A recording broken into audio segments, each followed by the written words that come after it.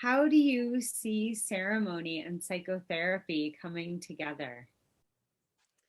Well, I think one of the functions of ceremony is to mark a change in story and also to create a container. And whether that's like a container for difficult emotions or for a difficult or even impossible conversation, like which happens with loss and grief. Um, and that in that it also calls us to connect to something greater while also connecting us to what's most present and alive in ourselves. And so, for example, if someone's got a strong emotion like grief or anger or heartache, that container can be so helpful. It can often feel that if we give in to those feelings, that we're going to never come out of them, that we're going to, lose control. And so we try to distract from it, and then it just hits us in waves regardless. And so often ceremony it's a structure of both a time container of actually being able to allocate a specific amount of time to be with something, knowing that you have an exit point or a stepping out point on the other side, and also a resource container. And also gives us an action that we can take when we're hurting, like an actual meaningful action, which really is about moving energy, honoring energy, or having those more difficult conversations. And like therapy, it allows us to be in that process where we're not relying on external factors. So we can do it with or without family members present. We can do it when people have passed. We can do it regardless what's happening. And I think that sense of that tiny sense of control of being with is very, very helpful. I would love to ask you the same, Katie, about how you incorporate ceremony and rites of passage into psychotherapy. Such a good question. And I feel like there are so many ways that I do that. And one is when we use the term rite of passage, really signifies the ritual that honors and marks the transition in life from one phase to the other, right? And so the way that I hold my work as a psychotherapist is that often it really is in and of itself the ritual or and the ceremony for people in the midst of a life transition. Often I find when someone comes to work with me, they're in a point in their life where they need some support and guidance, and that's internal guidance and external reflection and or guidance based on a situation they've found themselves in, and sometimes that's something that has happened naturally through their life and development, or some aspect of their lives shifting, a divorce or a death or a change in role, or sometimes through a traumatic experience that has impacted their sense of self. And so one is that for me, I really hold the psychotherapy experience sacredly in honor of this transition. And sometimes I speak to that and sometimes I don't.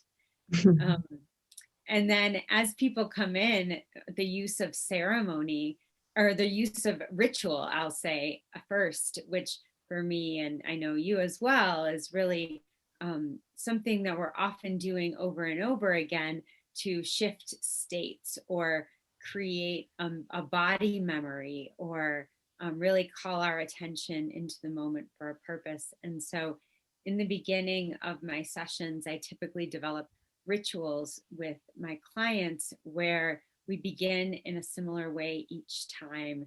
And that typically involves some mindfulness and some breath and coming into the present moment in order to really kind of shift gears from the day to day, from wherever they've come from, or the energy or nervousness of getting there on time, and just kind of drop in to see what has meaning there.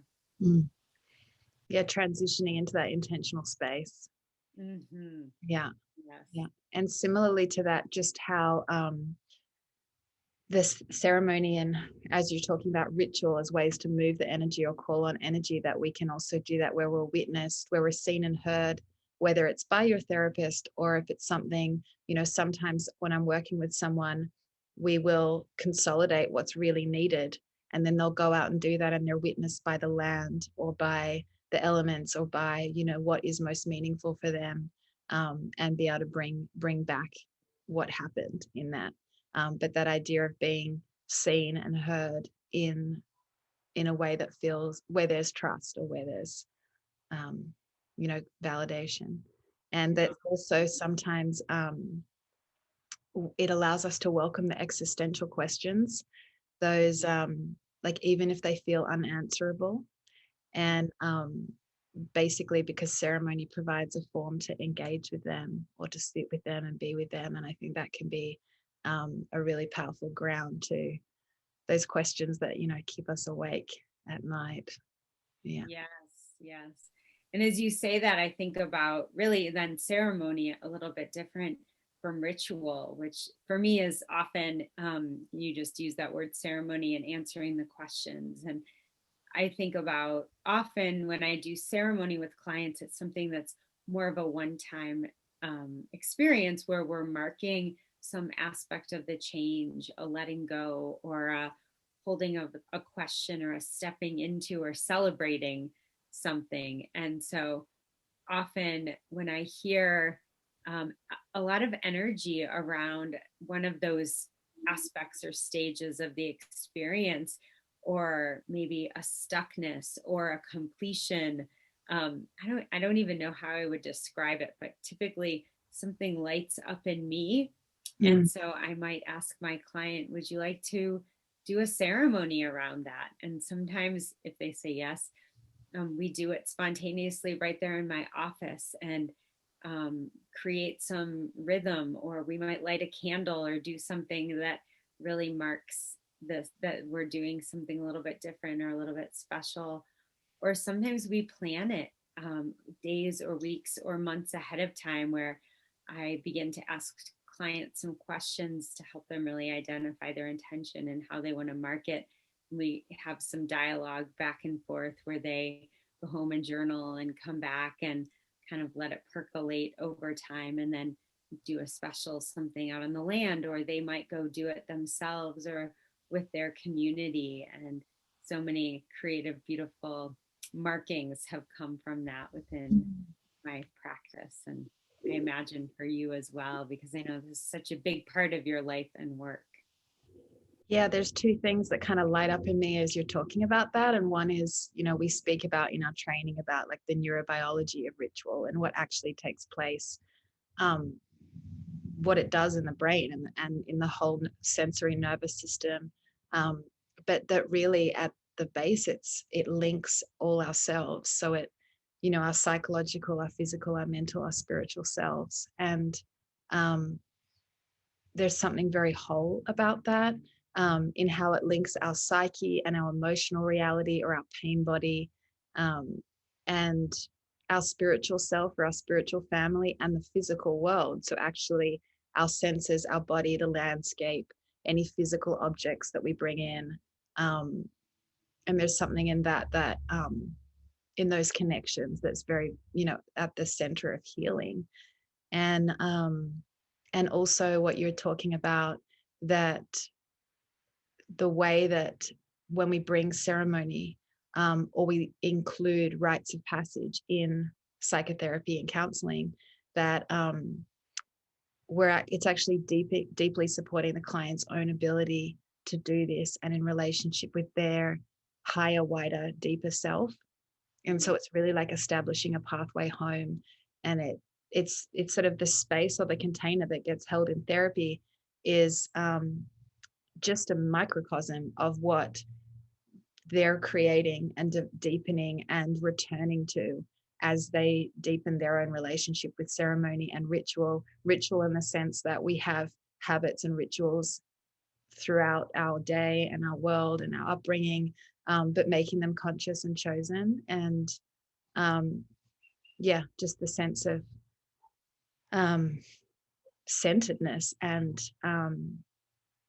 you know, empowerment or aliveness that can bring when we're doing that for ourselves, you know, Yeah. or with our families, or creating that kind of culture. um you know, in our workplace or with the people that we love. Yeah, that kind of intentionality.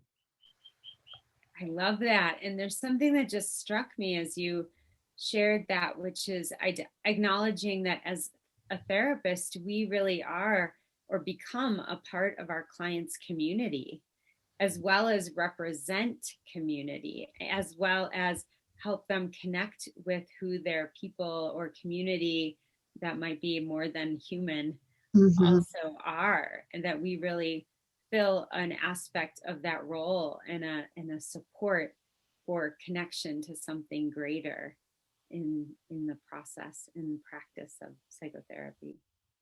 Yeah, it's impossible to be alone in a ceremony. Mm-hmm. Yeah. Mm. And also just the role of, yeah, um, I think it normalizes a lot of uh, laws, LORES, of life, even around, you know, the parts of ourselves that die, or change, and honoring and marking that, and the things that there might not be space for that in our community or in our relationships. There, people might not feel comfortable doing that.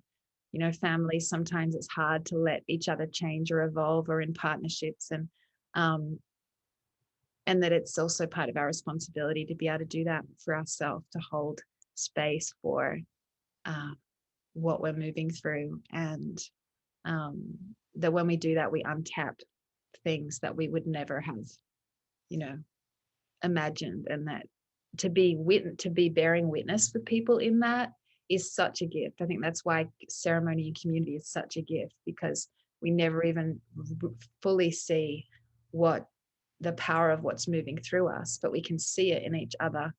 And I think that's part of the witness, whether it's with in a therapy client relationship, or connecting the client in that mirroring with their family or with people that are important in their life. Yeah. Yes. Yeah. Well, I know you and I can speak about this for hours. We have spoken about this for hours. And just want to share for anyone listening, if you'd like to learn more, you can go to our website to check out more about our upcoming 9-month global training. And our website is ritesofpassagetraining.com. If you go to the website, you'll also find a free 20-page guide to creating ceremony, just as an extra resource or support for you. We'd love to see you there.